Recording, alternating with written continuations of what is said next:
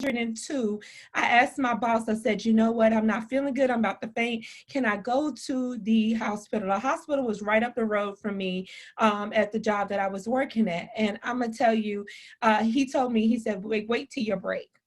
Wow. Wait till your break. I said, I can't, I'm hot, I'm about to faint. I don't feel good. And I knew something was wrong. But when I went, you know what, I took my break and I drove to the hospital. I said, you know what, I'm taking my break. If I lose my job, I'd rather live than die and still have a job, you know, that I can't pass down to my daughter. So I went to the hospital, and when I went to the hospital, they took my temperature. They said something is wrong, you know, and I was like, yes, something is wrong. And the doctor would check everything. It was like, I can't figure out this. And there was a African-American man. He said, I can't figure out what's going on, but there's something going on. Let me run a couple more tests. He ran a couple more tests, and he said, you know what, you have pneumonia, but we're going to put you in here because your platelet counts are at a 10.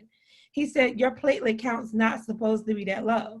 You're on the verge of dying if they get any lower. And so he admitted me to the hospital, but once he admitted me to the hospital, I got worse. I just got so fluid filled both of my lungs. I couldn't breathe. They put me on oxygen, and they told me, you know what? They told me, came in the next day, I was on a drip of morphine. And they told me, they came in the next day, they said, you know what, we're giving you a 50-50 chance of living. Either we're going to go into your heart and your lungs and drain this pneumonia, or you're going to die. And at that point, then, you know, I asked God, I was just praying because I always prayed. I always asked God, you know what, bring me through this. They didn't know what it was, and they still were doing a lot of tests. But it took a couple of, it takes tests to figure out what's going on with you. And so as they're doing tests, I was in the hospital about 3 to 5 months with pneumonia. I just had infection. It was attacking my lungs at that time. And they couldn't stop it. And I'm in the hospital, my job calls me and tells me, you know what, we're going to have to terminate your position. I said, after I've worked this job almost 5.5 years, I trained people. I did whatever they asked me to do. I was one of their top producers, and I worked overtime for them. I gave them everything that I had, and they terminated my position. And I couldn't do anything. I couldn't. All I could do was, you know, lay in the hospital bed. They never sent me flowers. They never, you know, sent me a card, you know, to see if I'm okay. They just replaced me. Yeah. And so it was the most hurtful thing that ever happened to me, because I put all my eggs in one basket thinking I'm just going to retire at this job because I was so great at it. But God had another plan. And I just say, this is God. All of this is God's plan. I don't, anything that I go through I just thank him because I'm able to go through it and be strong. Yeah. And so as I got out the hospital, you know, I didn't have a job. I lost my car. I lost my house. I lost my mind and then the doctor came and told me I had a hematologist. I was the youngest blood, they say I'm a blood patient in there. I didn't have cancer, but I was always at the hematologist, the office, because he was the one who was figuring out what was going on with my blood. And so I had an ITP, which is a blood disorder that your blood can't clot. And then I also was diagnosed, he told me I had lupus. Now, when he told me I had lupus, I thought it was a death sentence. And then they was telling me it was only a 3 to 5 year span. I'm not supposed to live past 5 years. And you know what? I started doing my research. I started looking, I started searching. I said, you know what? I can't let 3 to 5 years be a span of where I live, because I got so much life to live. No. And so when they told me I had lupus, I researched what lupus was. Then I found out family members started coming up. I got lupus. I'm like, well, where was this at when you should have knew, I should have knew this. And I tell anybody, know your family history. Know your family, if they have high blood pressure, medical history, get to know your history of your bloodline, because that's important to battle the fight that you're going to fight if you have to fight something. Yeah, Um, absolutely. and yeah, and so as I'm living with this, I was sick for months. I was sick, and actually was sick in the mind. My mind couldn't grab the fact that I was diagnosed with something that had no cure. And I mean, it was just the thought of that. What if this? What if that? What if this? It was a what if all the time for me. And I kind of gave up a little bit, because sometimes we give up. We'll give up a fight and don't even, you be like, it's too much to handle. And nobody really understood what I was going through, because I would have pain that you couldn't see. You can't see my pain. Yes. You can see my swelling in my hands and my feet, on my face, or you can see the rash that I get sometimes on my face from, when I used to get a rash, but it would depend on the condition of the weather outside, or my stress level. And so when I learned how to cope with it and maintain it, that's when everything exploded for me.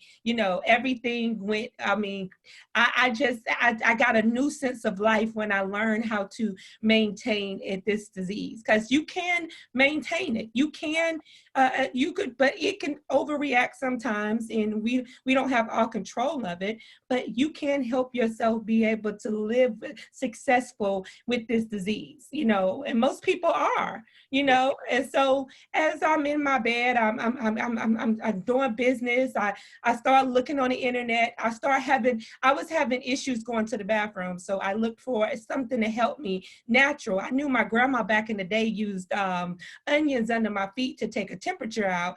And so I knew she used turmeric. I knew she used a different kind of organic herbs to be able to help heal my body. So I started looking for something to heal my body.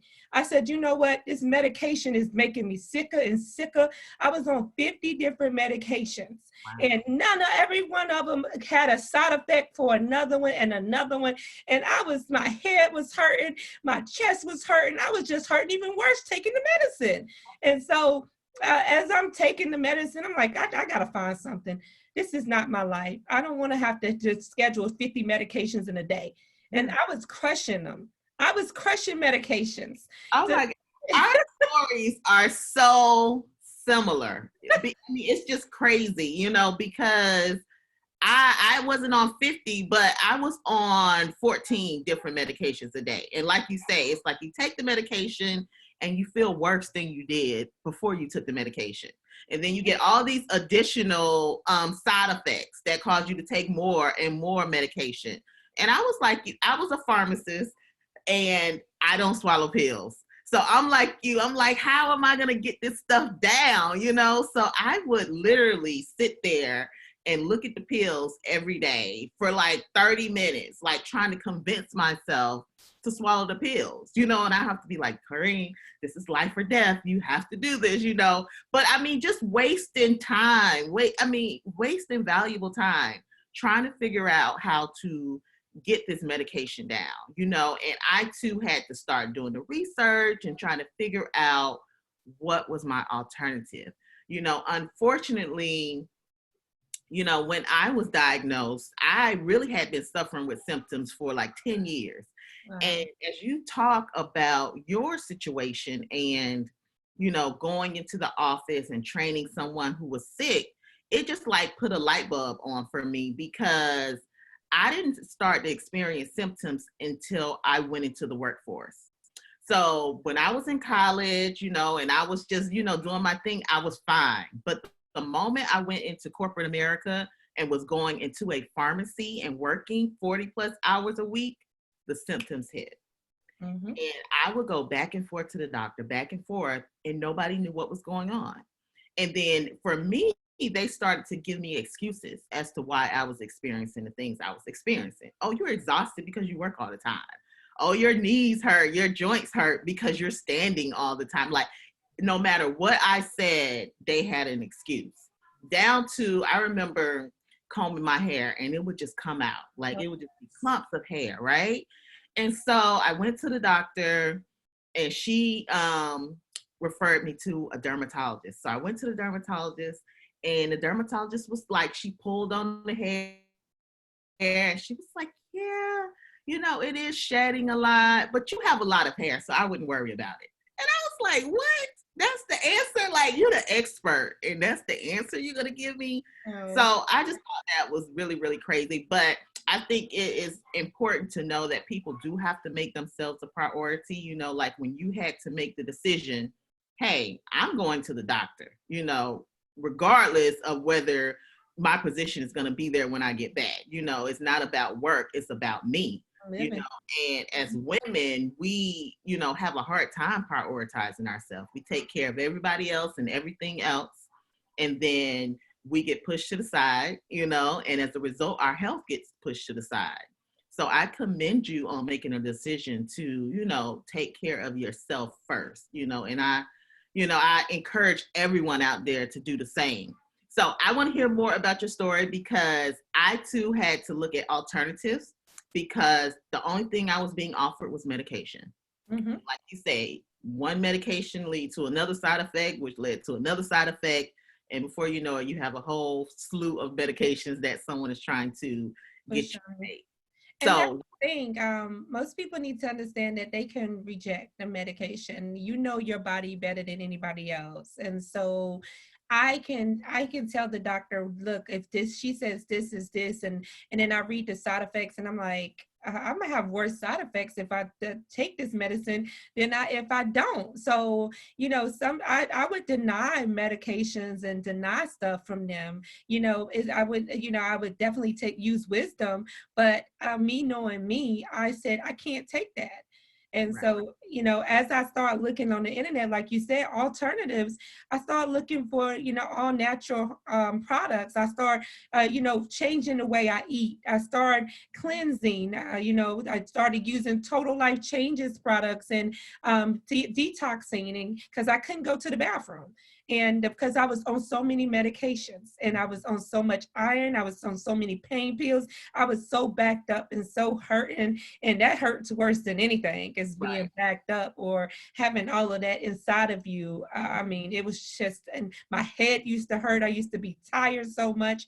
I mean, and I used to sleep a lot because I was a little depressed. And so they gave me depression medicine and some I forgot the name of it. I can't stand it, but I mean, it was just so many medications to fight this thing called lupus. But I feel like when I start accepting it, and when I start accepting the fact that, okay, I have this, but it doesn't have me. Yeah. I can get through this. And that's what changed my whole mindset about having lupus. I turned it around into a positive. So as I'm doing, you know, I'm getting better, you know, I start getting positive about it. I start speaking about it. I start telling people about my story, about how I made it through this. I had 3 50-50 chances of living. I mean, they went in my neck for lymph nodes. They went in my back saying it was lymphoma. I had so many cancer diagnoses, breast cancer, any kind of lung cancer. They was thinking I had a spot in my lungs. They went in there and done a bronchoscope, and it's a bronchoscope. One of it was, I can't even say the name. Look, I had so many things done on me that I can't even say the name of them, and so many medications that I don't even know the name that I was taking. It's just. And so they gave me over 3 to 4 50-50 chances of living every time. And I would tell them, you know what, God has the last say so. Mm-hmm. And so, you know what, I said, you know what, I didn't go through this for no reason. So let me just help someone else, because evidently I made it through this for me to help someone and reach back somebody else. And so that's why I decided to start Fight for Lupus. And Fight for Lupus is an organization that is formed. I put it down for a little while because I said, you know what? I'm not going to talk about lupus. I'm feeling better. I don't want to talk about it and bring it back up. I don't want to flare it back up. I don't want it to start acting up. Right, exactly. Because unless you keep it out your mind, it won't be there. You won't think about the symptoms. You won't think about the pain. You won't think about what's going on in your body, that you have something that is incurable. They say it's not a cure, but we know it's God's going to make sure we have a cure. You know, it's a cure for everything. Yeah. But I feel like what you're saying about telling your story and just accepting it is so powerful. When I was first diagnosed with lupus, I was diagnosed. A week later, they said, "Oh, you're in kidney failure, stage 4 kidney failure. We need to do a kidney biopsy." I literally went back to work, still not prioritizing myself, still not putting me first, right? So I went back to work. And then that Friday, I had my kidney biopsy, went back to work on Monday, still just like a robot, just like I just got to go, go, go, go, go. But I was doing all of this and I never told anybody at work that I had lupus. Like, it was like my little secret. And I realized it took me probably a good, I would say 9 months before I was able to tell anybody. And it freed me. You know what I'm saying? I felt like once I started talking about it, telling people what was going on so people could better understand me and, how I was showing up in the world every day, then I started to get better.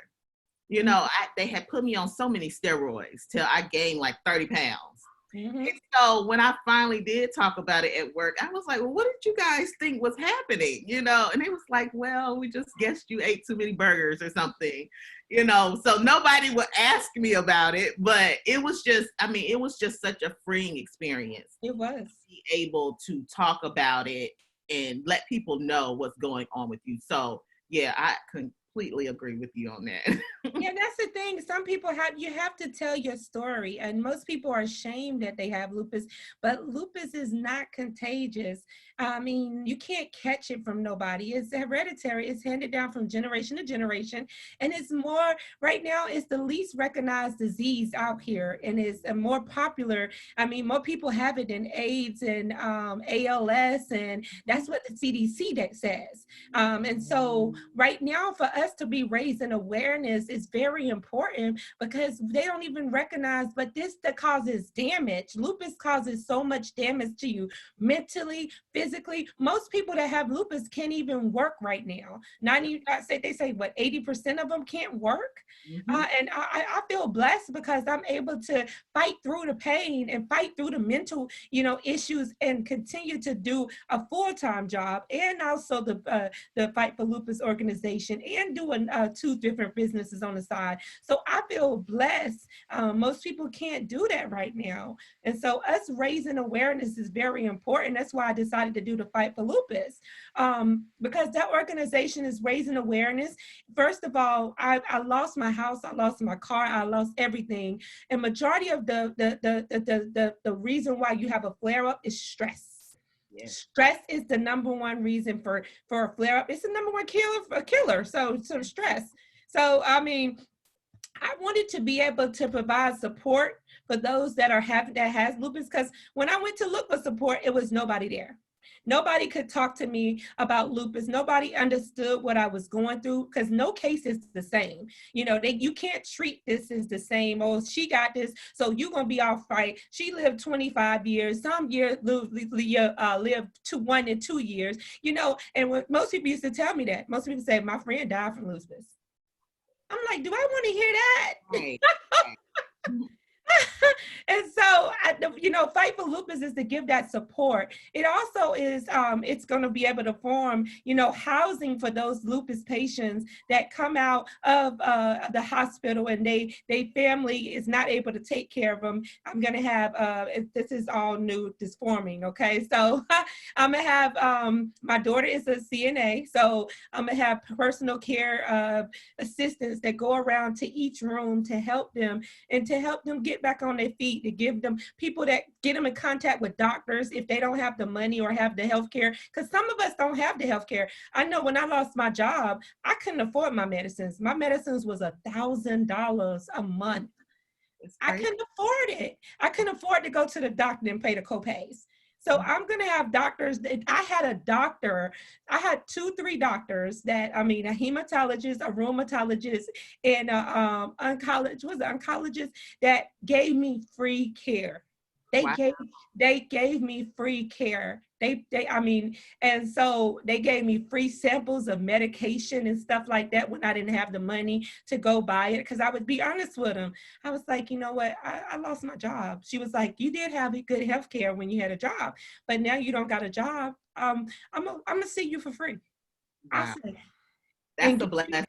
yes, see me for free. And those are the type of doctors that I form relationship with for Fight for Lupus. Those that'll be able to see patients for free, that'll be able to give them medication if they need medication, you know, because some do need medications. Everybody can't go the alternative road right now due to certain different illnesses or effects that the lupus has had on their body. And so I want to be able to give them that health care. So those that stress level is down so they can go into remission and they can get their life back. It's mainly getting their life back and Fight for Lupus. And so, and that's why I have that organization. That's the whole wide mission behind it. I mean, I love that. I mean, like I was telling you earlier, when I was first diagnosed, it was very hard to find support that looked like me, that I felt like understood what I was going through, which is unfortunate because, you know, growing up, what I heard was that lupus affected Black women. So then, you know, I'm a Black woman who is affected with lupus, but I can't find a support group, you know. So that was just really, really surprising to me. So anytime I see, you know, a group that's out there giving support in the manner that you are giving it, you know, I always want to support. But one thing that you said that was really important is that how you formed a relationship with your providers, you know, and I think that is so important. I feel like that was one of the reasons I've had the great outcomes that I've had, is because I'm completely transparent when I walk in, you know what I'm saying? So if you give me a medication, it doesn't agree with me and I don't take it anymore, I'm going to tell you that I'm not taking it, you know, and I'm going to tell you why, and we're going to come up with a solution. You know, I'm not just going to be like, yeah, I'm taking it. And, you know, and I'm really not, because people can't help you on the level that you need to be helped if you're not honest. You know, so you have to build those relationships, you know, because they become it's almost like they become family. We see them so much, you know. I felt like a little 90-year-old lady when I first got diagnosed with lupus because I was going to the doctor so much, you know.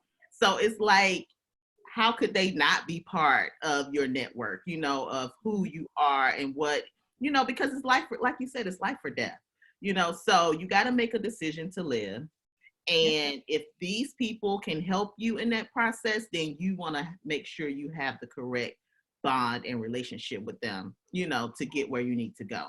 Oh yeah, that's definitely important to have a good relationship and tell your doctors the truth.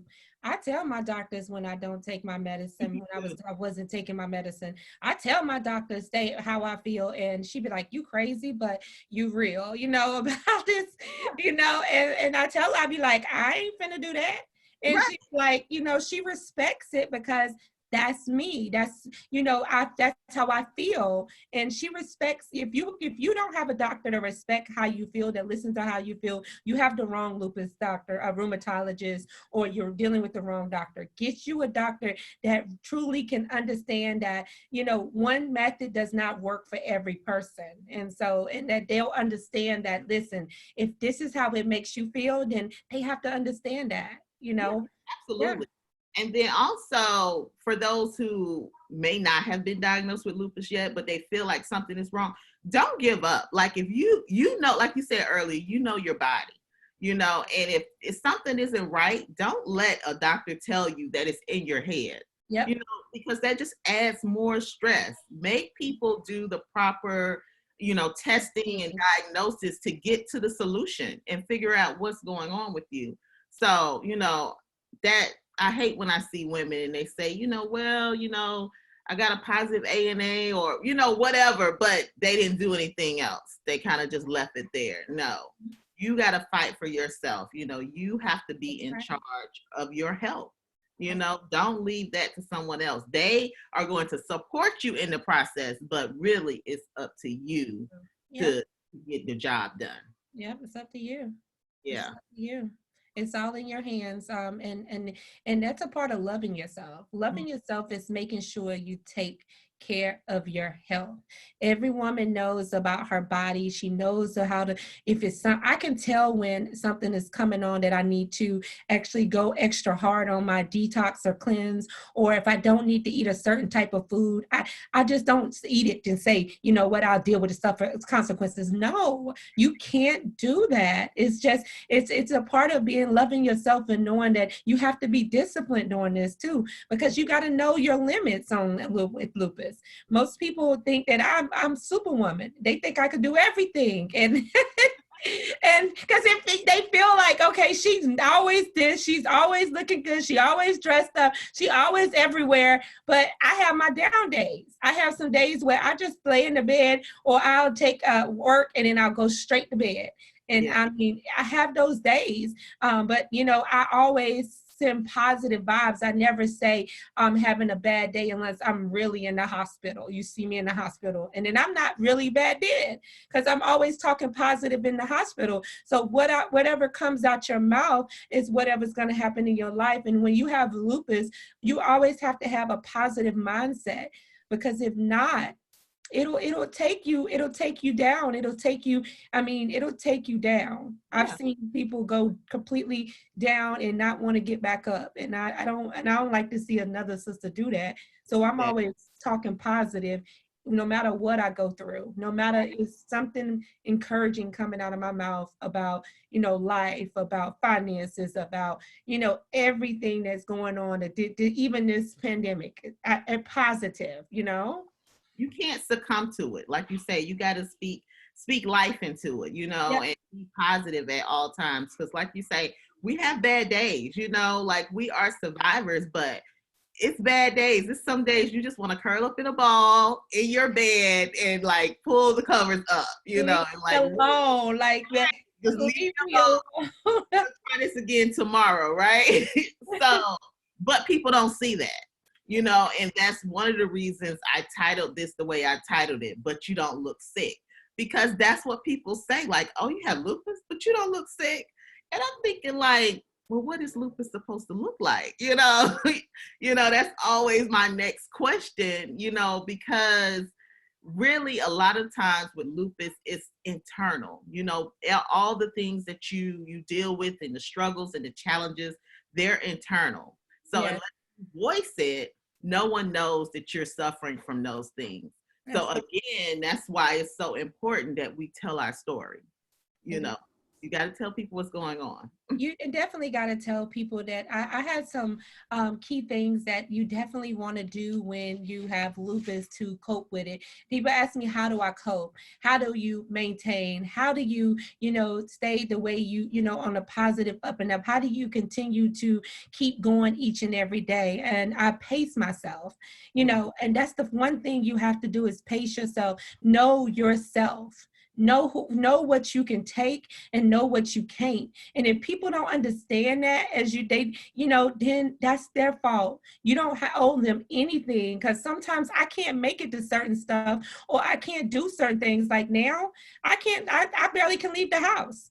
I mean, because I'm a risk, and I'm a high risk, my doctor tells me. And so therefore, I don't want to jeopardize my life after I done came this far, to go out into something that I know nothing about. They don't have a cure for, they don't have a vaccine or anything for that disease that's out there now. So I protect myself, and I know, listen, I have to protect myself from people sometimes.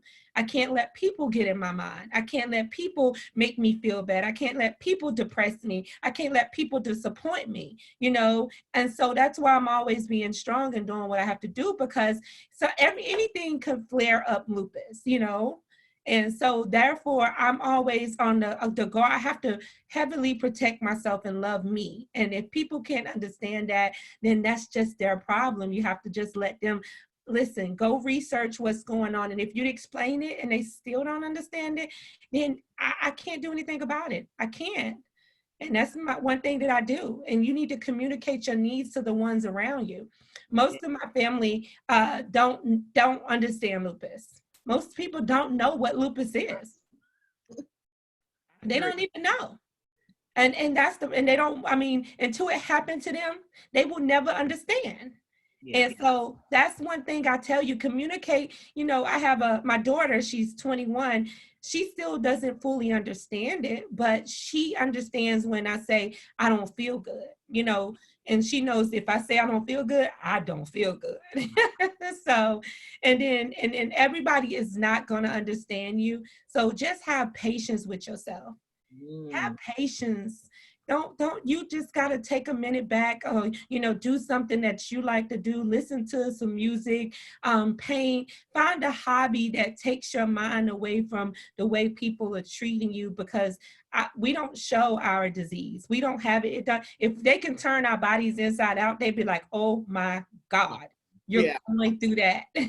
Yes, I agree. Yeah, but and then organize. I tell the people, organize your medications, your medical records, and your doctor's numbers. Make sure you have all of that organized. So just in case if something happens to you or somebody needs to know, and all your doctors need to communicate. They all need to communicate.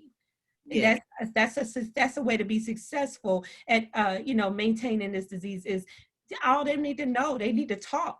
All my doctors talk. Trust me. So important. I agree. All of my doctors talked as well. Like literally, I could be in the office with one and they would be calling the other. Yes. Like, yep. Oh yeah, nothing slipped under the rug. That's right.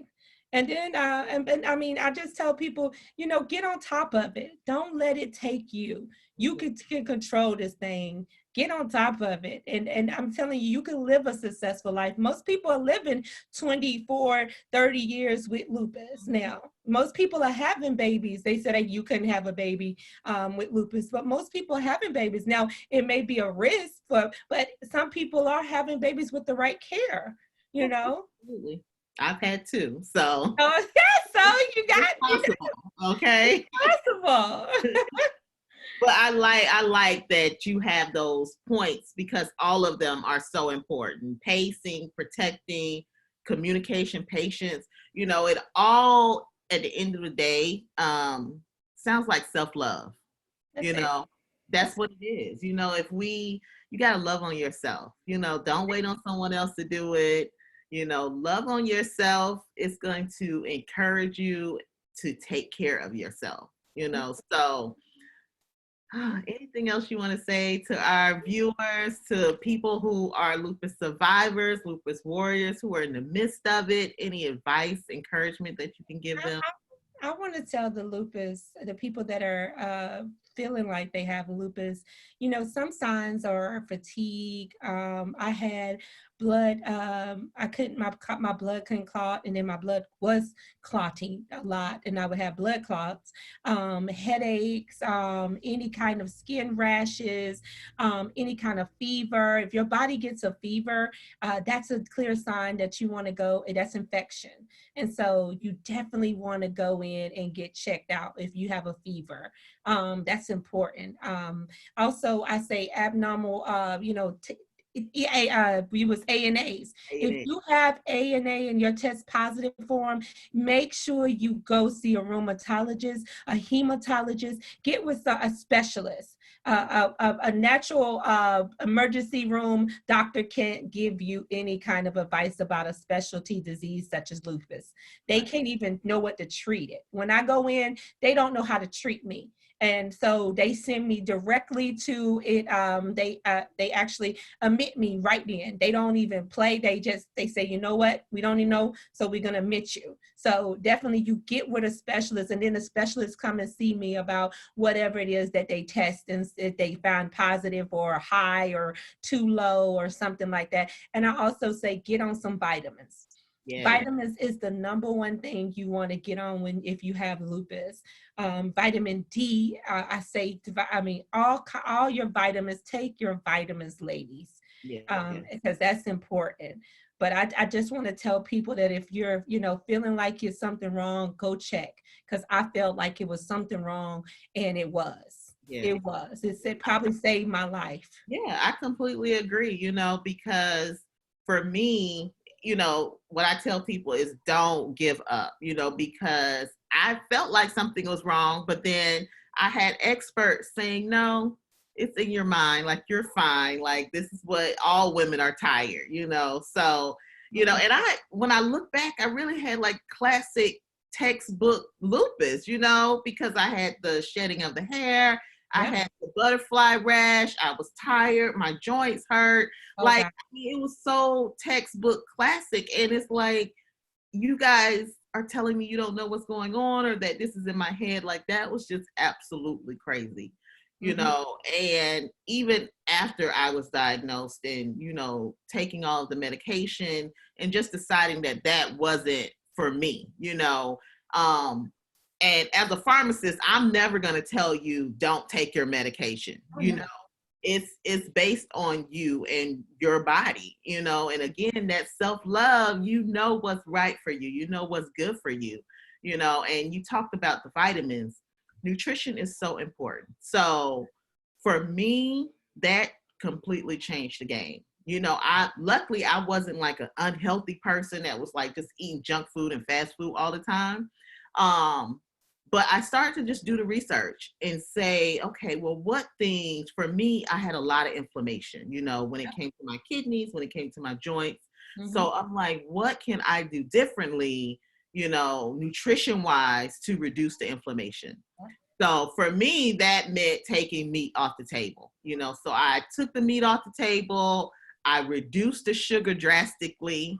And it really changed my life. I came off pretty much all of my medication. And then because now the pain was gone, I was now able to start exercising. That's number one, too. Oh, my goodness. Go and exercise can reduce stress. It can help you maintain your health.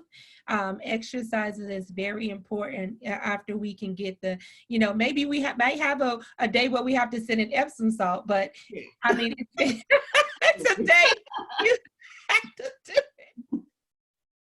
Yes. And what do you say to people, because a lot of times when people hear my story and they say exercise, you're a personal trainer, like, how are you doing that? And it's like, what would you say? What did your transition look like from being like really in pain to being at a level where you could exercise? How did you get from one point to the other? Like you said, I had a lot of inflammation in my joints, and that's another sign of, lupus is inflammation, swelling of the hands, the feet, and purple, blue hands. My hands used to be, and so I transitioned because I started cleansing. Like I told you, I started detoxing. I started eating right. Once I started getting the inflammation down, then I was thinking about, okay, I some days I would have stressful days, and I was still trying to work. I'm still working now at 8 to 5, and I work in the mental health field. So I'm actually counseling patients and getting them counselors. And so that's a stressful job, talking to mental health patients, because they need help, and so I got to make sure I maintain my health to be able to help them. Yes. And so, and they don't know that I have lupus. They don't know what's going on with me. They don't know if I'm having a bad day, but I'm always, there for them, because it's bigger than me. It's bigger than me. So I started, once the pain started, I started going to the gym. I started just walking. Me and my daughter, we walk, we'll go walking or we'll go to the gym when the gym was open, almost 3, 4 times a week. Yeah. And like I said, I may have to sit in Epsom salt a little bit, but I'll be refreshed the next day to be able to fight the battle that I have to fight. I promise you. And it gives me energy. It gives me energy. It makes me feel better. Once you maintain your weight, it makes you feel good. You feel good. I tell people that all the time. I said, think about when you have worked out. Like, even though it may be like very like stressful or challenging to get there, to get to that point, after you finish a workout, you always feel good. I don't know anybody who says, oh my God, mentally, like, I just don't feel good. I don't ever want to do this again.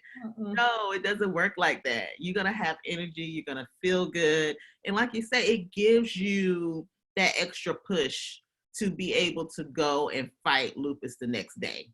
And that's what it is. It's fueling yourself with everything you need to go and fight a good fight.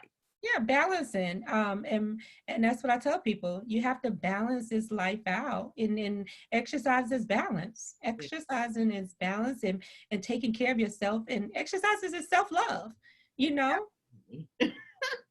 self-love. Absolutely.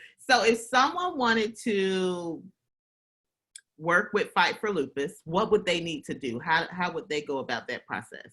Just get contact with me. We do have volunteers because I'm looking to branch off in each state. And so my main goal is to have a chapter or organization in each state because I don't want no person to be left behind. I don't. I felt like I was left behind when I was diagnosed with lupus because some nights I was in the hospital bed by myself and I didn't have anybody to call on to. I didn't have anybody that was there holding my hand. And so, I mean, if I had a little bit more support, just imagine how much faster I would have got better, And so that's my main goal is to let no one feel like they're by themselves because you're not by yourself. Right now in America, it's almost 5 million people who have lupus. So you're not by yourself. 1 out of 5 people have lupus, that means, and they're just not saying anything or they just don't know. So, yeah, and I want people to know that. And most of us is women. And so and most of them African-American, Latino women, and majority of them, maybe 15% are children. So children are coming to have to deal with this. I had a friend that her son passed away from lupus. And yes, her son, he was like almost, I think, 15. And so it was that he fought this good fight. But if he, had someone, I think she has lupus too as well. But it's just the fact of the matter. I want people to know that they can lock arms with somebody who truly is going to make sure that if you need medications, you find you medications. That if you don't have the money, we find the resources. If you don't have the resources, we find you, get you back on your feet, reduce your stress so you can get better. And that's what Fight for Lupus is, being able to help those. I was just saying, I really appreciate that because that is such a key part to battling lupus. It's just that support system because you get that you're sitting in the doctor's office, you get that diagnosis, and then it's like, well, what do I do next? Who do I talk to? And like, unfortunately for me, none of my family members had lupus that I know of. Now that I've been diagnosed, in hindsight, they're kind of looking back, well, like maybe, we need to get tested too because we've experienced a lot of things that you've experienced. So it's like I'm like the one that's like opening up everyone's eyes to the possibility, and making them take a second look at their health. But just as far as like what resources to go to, I was just very blessed in that the doctors that I went to were just they're so passionate about lupus. My rheumatologist, half of her family has lupus, so she's very familiar with it. She is right there in the struggle. Here in Atlanta, she works at Emory. So she's right there in the midst of all of the trials that are going on. So, she's just very, very passionate about it. So I was just blessed to have, her as part of my team. But everyone doesn't get that. I talk to people all the time. I was talking to this young lady the other day, and she's had lupus for about 5 or 6 years. Mm-hmm. And she really doesn't feel there's any difference from day one when she was diagnosed. See. And, so I encouraged her to look at other doctors. Don't feel like because you went to that doctor first, that's the doctor you have to stay with, Oh, you know? And I think people they don't have the confidence sometimes, or like you said, they just don't have the resources. They don't have the support. So they don't know, like, okay, this shouldn't look like this. Like, there are other options out there. So I encourage people, again, prioritize yourself, take and care most, of you. yeah, take care of you. And most of them, rheumatologists, or it's like a 6-month wait. But let me explain something to you. When you got a doctor that got pull, she can get you in there. I had a doctor that had some pull. She got me in there in a week's time. So you got to talk to the right doctors that have the right connections that can get you into a practice a little bit faster than most people say. If you call and make appointment, but if your doctor call and refer you and send a referral, you get in there super faster than if you would call around yourself. And so that's what I tell most people. You tell your doctor or go to the right doctor, and that'll open the right doors for you. Yeah, you're right. I did the referral thing as well. And so I was in about a week. Yeah. And thank goodness, because I was in stage 4 renal disease. Like, So I needed to be there yesterday. So, yeah, yeah, I mean, yeah, yeah, yeah. yeah. And then I would tell No them, answer.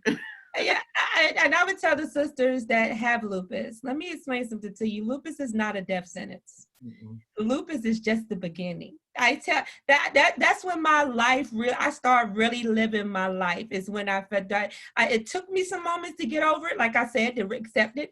But once I figured out that I have lupus, and my whole thing, my life changed. It changed the way I think. It changed the way I eat. It changed who I hung around. Yeah, It changed everything about me. I had to start taking life a little bit more serious yeah, and moving a little bit more at a steady pace towards what my purpose was and what my assignment and what I had in my mind that I wanted to get done. Because yeah. I'm thinking I have the rest of my life, but you never know. And so you get around people that are going in the direction that you're going, women that are like, Dr. Corinne, that are pushing for us to learn more about this thing called lupus, because only 63% of people don't even know what it is, know about lupus. And so that's a huge number, and we have to come together to bring awareness. And if you tell your story, it's basically letting somebody know, look, this thing is not silent. We don't need to be silent about this.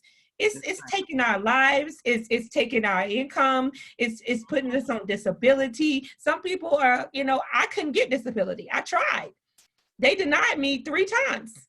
So Wow. you know what I said? You know what? I said, okay, so it must mean I don't need to be on disability. It must mean that I have it's another way to get this thing out here. It's another way for me to get a source of income. And then I started sharing my story in different platforms, and that generated a source of income, And so, you have to use what God has given you or what you have, and use it to your advantage, because it's definitely a reason for you going through it.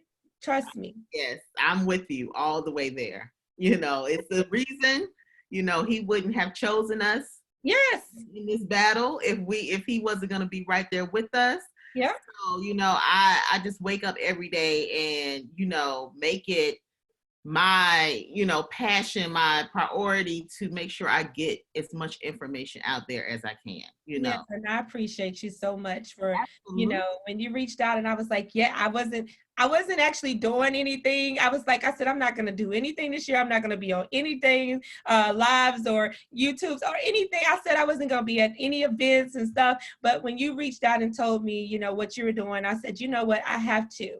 And that's what collaborating and coming together to fight for a cause that we both are dealing with. And then we're still, that we are fighting, Yeah. it's a fight. It's a Well, fight. I appreciate you so, so much, for just taking time to, talk to the people and let them know your story, because that's what it's all about. Like you said, we got to get our story out there, and you got to keep telling your story, because you could possibly save someone's life, because it's really about staying in the fight, like you said, and not giving up, staying positive, and knowing that there are people who survive this, Yeah, and you can do it. successful. So, yes. Successful, even celebrities. Selena Gomez has it. Mhm. Seal has it.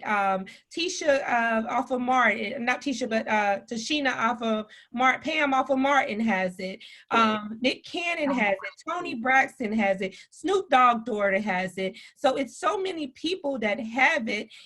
So you're not by yourself. You're not by yourself, and you could be successful at doing it because they're doing it as well. Exactly. Exactly.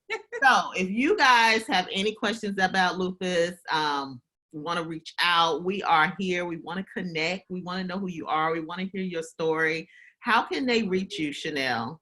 Well, I have a website called Shanail Monique. It's SHANAIL MONICK .com. They can reach me on my website. They also can reach me on my social media, Facebook. I have a actual business page as well. They can reach out, inbox me personally. And then also I have a YouTube, so go subscribe. I'm going to be having new videos, talking about the Fight for Lupus organization, because it's gonna, it's taking new steps, new ground. And so I definitely want you to watch us through all of that, because it's gonna encourage somebody to make a move in their, and there's never too many. So if you decide you want to start an organization, I want to tell them, start it. It's never a competition. It's always just straight love and collaboration, And so, and then also, I'm on Instagram at Shanail_Monique, MONICK. So reach me on one of my social media platforms. I promise I will reach back to you, reach out back to you. I will write back, pray. I mean, whatever it is that you need from me, I'm definitely available. Now, I can't say I'm always available because we have those days. Right. Disclaimer though, but when I do reach back, it'll be in a timely manner. Yes. But I look forward to seeing Fight for Lupus grow. Anything that I can do to assist in the process, I am here, so Yes. you just reach out and collaborate, and anything you need to just talk. We need to say, hey, we having a bad day. I need somebody to help me get up out this bed. Like, call me. Like, we can That's be another thing. Finding with strong people, finding somebody else strong to talk to. So, and I would being strong is that people don't think you need anything, right? they don't. They don't. We take care of it. We make it happen. So nobody thinks that Shanail actually needs anything, Yeah, Shanail. And Yeah. I thank God for having a 21-year-old daughter that is very mature and understanding and positive. She definitely will. She sometimes when I'm going left, she brings me back right. So I have to give her credit too. And she has a nonprofit that I am vice president on called Girls United for Life, because she has a powerful story that she went through when she found out I had lupus. She went through trafficking. She went through, depression, mental hospitals. And so now she's reaching back, helping young girls as well. So it's, yeah, it's just not me. It's just me trying to motivate her as well, because I want her to be able to set her own tables. I don't want to have her sit at everybody else's table and beg for a crumb or beg for something, beg for a seat. I want her to have her own seat at her own table. And that's so powerful. I have two little girls as well. So they're younger, they're 5 and 7. But it's so important that we show them what being a survivor looks like. Being an entrepreneur, a businesswoman, just, being able to pass on all of those gifts to them, that is going to set them up for success. So Yeah. And I know they're watching their mom because I know that's what they look at. They look at how we go through stuff. yeah. And if they see that I mimic how my mama went through stuff, that's how I'm able to fight this thing called lupus. And I'm able to win because I seen her go through stuff that I couldn't even imagine going through at that time. But she went through it and with a smile and looked good doing it and never missed a beat. And so that's where I get it from. That's why when I'm in the hospital, I never miss. I'm up getting ready. I tell them, give me my clothes. I'm not wearing no hospital robe. I'm not wearing no hospital socks. I don't want that. Give me my clothes. Give me my makeup. Give me my curlers. Let me look good in here. Even if I don't feel good, I'm on the drip, the morphine Right. drip.